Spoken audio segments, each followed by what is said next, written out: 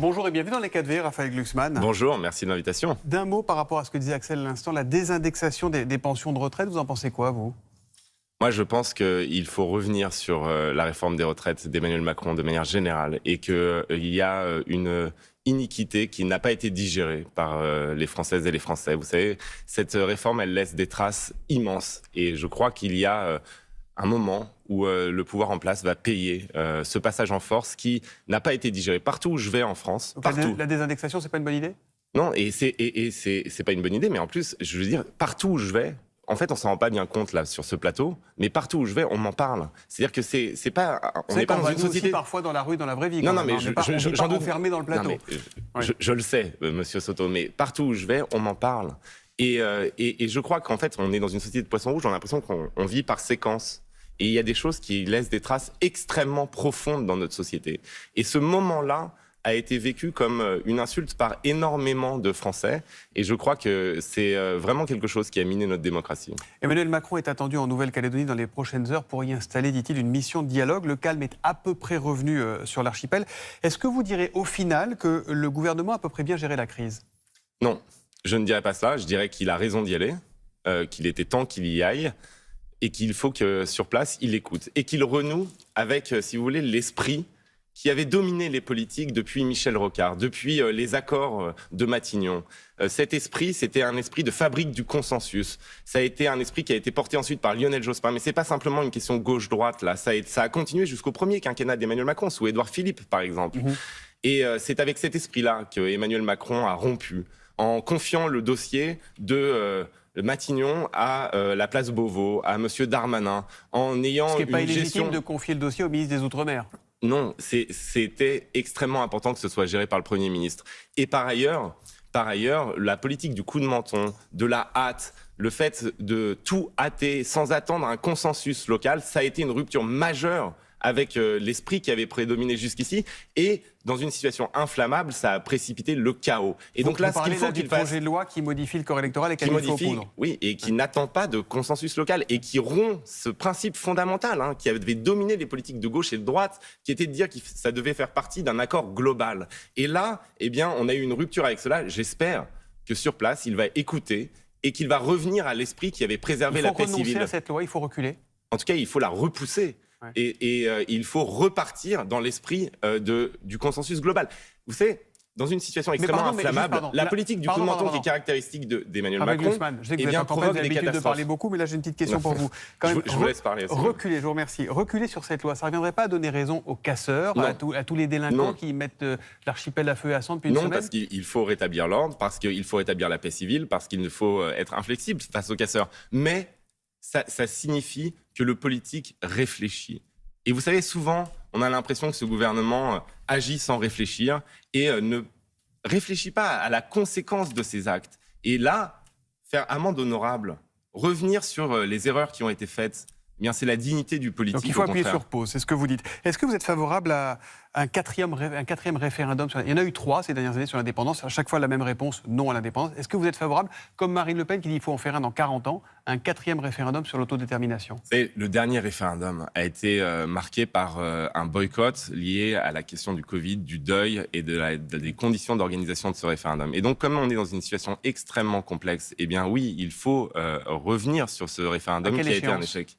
Alors là, franchement, ce sera l'objet justement de la discussion et que le fait de tout décider depuis Paris a été une cause du problème. Donc c'est pas moi sur votre plateau qui vais vous fixer la date du référendum. Il faut que les acteurs locaux se mettent d'accord et se mettent d'accord sur un processus qui n'est pas simplement le référendum, qui est un processus de discussion globale sur le statut, sur les inégalités sociales. C'était l'esprit porté par Rocard et par Jospin. Et il faut revenir à cet esprit-là parce que finalement, cet esprit, eh bien, il fabrique de l'ordre. Il fabrique de la concorde, il fabrique la paix civile. Et c'est à cet esprit-là qu'il faut revenir. Est-ce que, comme Fabien Roussel, votre allié dans la NUPES, vous dites qu'il faut une forme d'indépendance ? Moi, je ne décide pas à la place des gens. Donc, de manière très claire, ce seront les acteurs locaux avoir des convictions quand on est politique. Oui, mais moi, je ne décide pas à leur place. À l'inverse, Emmanuel Macron a voulu hâter les processus et décider à leur place. Et faire en sorte qu'un congrès divisé à Paris, eh bien, prennent les décisions à la place des acteurs locaux. Et le résultat, ça a été une catastrophe. Donc, la vérité, c'est que tout l'esprit, c'était de faire émerger un consensus entre des acteurs locaux. Et il faut revenir à cette méthode. Venons-en aux élections européennes du 9 juin. Est-ce que vous allez regarder le débat entre Gabriel Attal et Jordan Bardella demain soir à 20h15 sur France 2 ? Alors ce serait mentir de dire que je vais l'ignorer, mais je vais vous dire une chose très simple. Je trouve que ce débat est un scandale démocratique. Pourquoi ? Je trouve que M. Attal n'est pas candidat à ces élections européennes et que organiser ce débat à 20h15 sur votre chaîne, aussi proche du scrutin, eh bien, c'est un déni de démocratie, puisque vous organisez un débat entre la droite et l'extrême droite, entre un Premier ministre qui n'est pas candidat aux élections européennes et une tête de liste du Rassemblement national, M. Bardella, aussi près d'un scrutin. Vous savez, en Italie, l'ARCOM... Après, chacun a son temps de parole respecté. Mais en Italie, l'ARCOM a annulé le débat prévu entre Mme Meloni, la Première ministre, la présidente du Conseil, et Mme Schlein, la leader de l'opposition. Vous demandez l'annulation du débat ce matin ? À l'ARCOM français, à l'ARCOM en France. Je vois bien qu'il est trop tard et que le débat aura lieu, Monsieur Soto, ne vous inquiétez pas. Mais ce que je tiens à souligner, ce que je tiens à souligner, c'est que nous sommes à touche-touche dans tous les sondages avec la liste de Mme Maillet.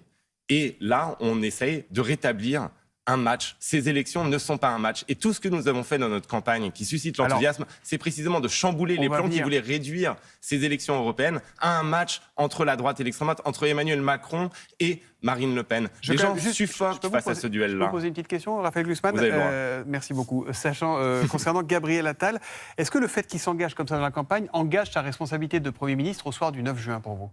Moi, ce sont des élections européennes. Oui, plus il s'engage, plus il engage sa responsabilité. Mais moi, ce sont des élections européennes. Je n'en fais pas un référendum national. Je n'en fais pas un enjeu national. Partout où je vais, je parle d'Europe. Bien sûr que tout est lié, mais vous savez, c'est sans doute les élections européennes les plus importantes de l'histoire. Il y a la guerre sur notre continent européen. On est en train de décrocher face aux États-Unis et à la Chine.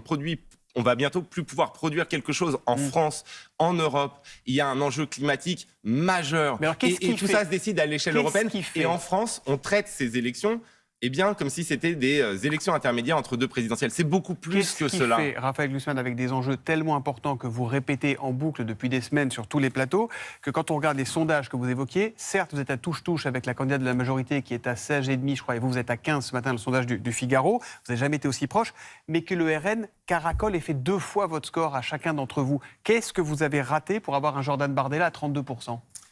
Eh bien, vous savez, il y a eu un immense raté des politiques européennes et des politiques en France. Cet immense raté contre lequel je me bats, c'est celui du consentement au déclin, du consentement à l'impuissance du politique. Quand vous allez, par exemple, rencontrer les dirigeants de l'entreprise Sistovi, à Carquefou, près de Nantes, qui produisait des panneaux photovoltaïques, qui était une entreprise florissante, qui a fait face soudainement à une concurrence chinoise qui a divisé ses prix par 4. Ils se sont fait ratiboiser, ils ont mis la clé sous la porte. Et ça se reproduit partout où je vais. Quand vous allez dans les usines, dans les fermes, les gens vous disent « Mais pourquoi nous avons été abandonnés par le politique ? Pourquoi ce consentement à l'impuissance ? » Eh bien parce que nous avons renoncé, les politiques ont renoncé au poste de commandement. Ils ont finalement consenti à leur propre impuissance. Et c'est avec ça que je veux rompre, moi.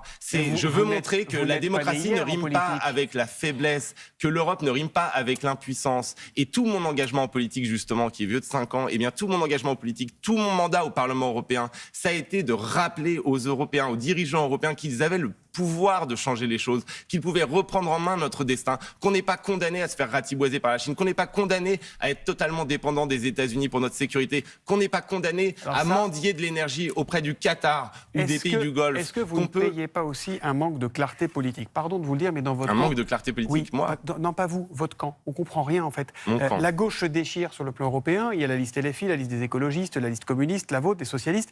Et quand vous êtes en France à l'Assemblée, tout va bien. Vous votez ensemble. Est-ce que vous n'avez pas le sentiment de prendre les électeurs pour des gogos ? On est perdus. Alors là, s'il y a une chose que je ne fais pas, c'est de prendre les électeurs pour des gogos. Et s'il y a une chose que je ne fais pas non plus, c'est de manier la langue de bois ou le flou. Pardon, mais je combats dehors et j'embrasse dedans, c'est pas très clair. Moi, je n'embrasse pas, je combats très clairement des lignes politiques avec lesquelles je suis en désaccord. Et toutes ces élections doivent aussi permettre de trancher ces désaccords profonds sur l'Europe, sur la construction européenne, sur l'Europe de la défense, sur notre attitude face à la guerre qui ébranle notre continent. Pensons-nous la même chose face à Vladimir Poutine ? Non. Pensons-nous la même chose face au régime chinois ? Non. Pensons-nous la même chose sur la nécessité d'un bond en avant, d'un saut fédéral de l'Union européenne, non. Eh bien, moi, j'assume mes convictions. Et justement, vous savez pourquoi ça marche? Est-ce que toutes ces listes de gauche ont siégé ensemble pendant 5 ans, oui ou non? Au Parlement européen, mais vous savez, au Parlement européen, il y a une fabrique du consensus, mais c'est pas simplement avec la gauche. Oui. Il n'y a pas une majorité de gauche au Parlement européen. Justement, il va falloir discuter. Mais est-ce que vous étiez dans les mêmes groupes? Oui. Mais non, on n'était pas dans les mêmes groupes. Mais moi, mon groupe, c'est le groupe social-démocrate, c'est celui de Jacques Delors, c'est celui de Robert Badinter. Olivier Faure, c'est le celui premier qui est secrétaire du héritier. PS, qui est un pilier de votre campagne, c'est lui qui porte la NUPES en France, c'est lui qui la défend encore. Attendez, moi, pourquoi notre dynamique fonctionne? Précisément parce que je réponds à la question que vous avez posée, qui est celle de la clarté. J'ai un cap extrêmement clair. J'ai des idées extrêmement précises. Je les porte partout. J'assume toutes les divergences de fond. Je n'ai de querelle de personne avec quiconque. Mais par contre, j'assume un cap clair qui est celui de la renaissance de cette gauche humaniste, pro-européenne, Est-ce que ça veut dire qui donc assume que ses le 10 juin, convictions. la NUPES ici, c'est fini en fonction de votre score là-bas? Mais ce qu'il va falloir faire, parce que le 10 juin, nous, on a une dynamique. Et on pourra dire c'est extraordinaire, mais on sera face à, vous l'avez souligné, une extrême droite qui sera à 40%.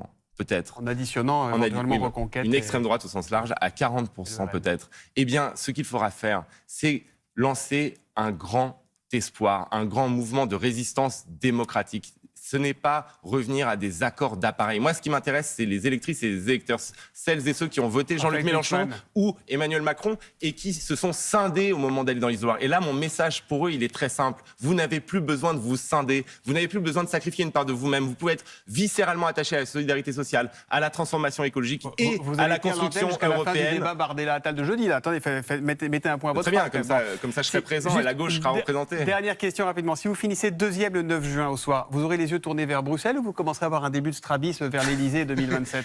Non, j'ai les yeux très bien fixés sur la création de cette puissance européenne. Donc il n'y aura pas de 2027 Thomas Soto, mais s'il vous plaît, il y a une élection extraordinairement importante le 9 juin. On peut rester focalisé là-dessus. Et par contre, oui, moi, je participerai à l'édification de ce camp de la résistance. Je ne me résoudrai jamais, Thomas Soto, jamais à ce que l'extrême droite triomphe, ni en Europe, ni en France. Je ne me résoudrai jamais à ce que ces ennemis de la démocratie européenne l'emportent. Et je me battrai et je ne céderai rien. Et moi, contrairement à Emmanuel Macron, l'extrême droite, je ne la courtise pas. Je ne l'utilise pas comme un gadget électoral. Je la combat et vous me verrez la combattre. Merci beaucoup, Raphaël Glucksmann, d'être venu dans les 4V. Bonne journée à vous. Merci à vous.